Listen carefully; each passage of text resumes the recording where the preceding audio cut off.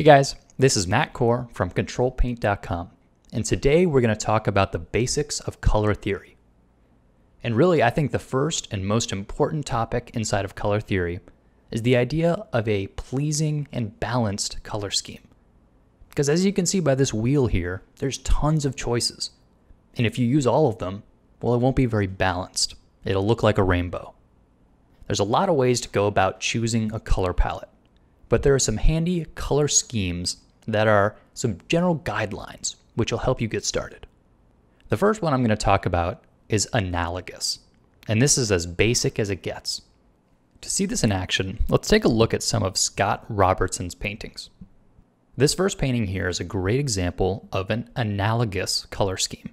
And all that means is that the colors he used are very tightly grouped inside of the color wheel. And he's using a variety of different saturated and desaturated, which means more and less vibrant, versions of these colors, but they're all basically the same colors. And as a result, he's got a very pleasing composition. So if you're just starting out, an analogous color scheme is a very safe bet. And here we've got another analogous color scheme, although this one is a bit wider. And you can see that there's a very vibrant red. This is sort of the key color in the image, and it stands out. So there's a lot of desaturated violets and blues and grays, and then a very strong red. But they're all still pretty close to one another on the color wheel, so they're going to work harmoniously. Now, if you want to branch out a bit, you might try playing a cool color off of a warm color. So if you look at the color wheel, one half are warm colors, and the other half are cool. So the next color scheme is called a complementary color scheme. And in this painting, you can see there's a lot of blue, but also some orange and some desaturated orange. And it just so happens that blue and orange are across from one another on the color wheel. And this is how you generate a complementary color scheme. You start on one side of the color wheel, pick any anchor color that you like, and then look directly across, and you've got its complement.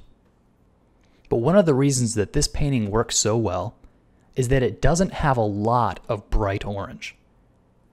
There's a fair amount of water, which is saturated blue, but then most of the boat is pretty gray. And only here and there are there actually hot spots of bright orange. So just picking blue and orange as a complementary color scheme doesn't guarantee that it's going to work nicely. Next, you have to find a very pleasing balance of saturation. And generally that means mostly desaturated, and then here and there highlighting areas with a bit more punch, a little extra saturation. So I'll be talking about different color schemes in future videos, but looking at these two images, you can see that even blue-orange complementary color scheme can mean a lot of different things. And when you go to make your own color schemes, remember to be subtle. Try incorporating the brightest, most vibrant colors into your focal point. It'll help draw the reader's attention. But if you do too much color everywhere, it'll all feel very flat. All the paintings that you saw in today's video are painted by a guy named Scott Robertson. If you're looking for inspiration, this is a great guy to turn to. You can find him online at cargocollective.com/drawthrough. Or buy one of his books.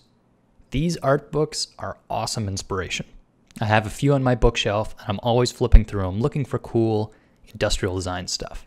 And he's actually got a new book coming out soon called Blast, which looks to be just as cool as all the others. So thanks for watching, and stay tuned for future videos.